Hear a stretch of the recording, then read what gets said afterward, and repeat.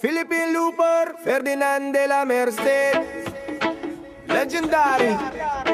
So, sa larangan ng loop, sa kanya ka talagang bibilib. Buong Pilipinas nilakad, walang reklamo, walang inhibit. Ulan man o sikat ng araw, lahat yan kinaya niya. Kahit gaano kahaba ang ruta, tuloy lang ang lakad niya.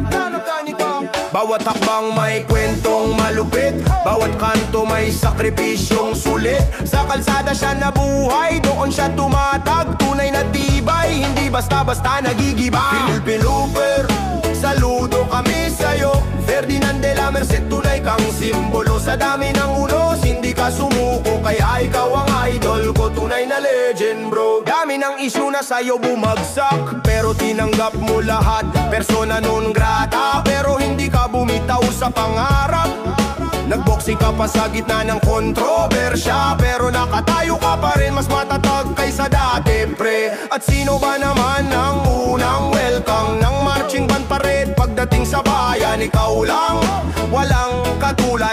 Grabe yung respeto, grabe yung sigawan, pero may rule na bawal kang hawakan. Hahahay, baka talaga legend ang datingan. Hindi ka basta celebrity, hindi ka arte-arte, kundi simbolo ng lakas, tapang at diskarte. Philippine Looper, saludo kami sa'yo. Ferdinand de la Merced, tunay kang simbolo. Sa dami ng unos, hindi ka sumuko, kaya ikaw ang idol ko. Tunay na legend. Philippine Looper, saludo kami sa'yo. Ferdinand de la Merced, tunay kang simbolo. Sa dami ng unos, hindi ka sumuko, kaya ikaw ang idol ko. Tunay na legend bro. At ang pinaka malupit sa lahat, ginamit mo pa na ID yung Facebook mo. Grabe yung pre, astig na pangangat.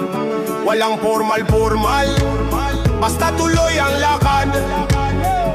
Hindi uso sa'yo ang atras, ikaw ang hari ng daan.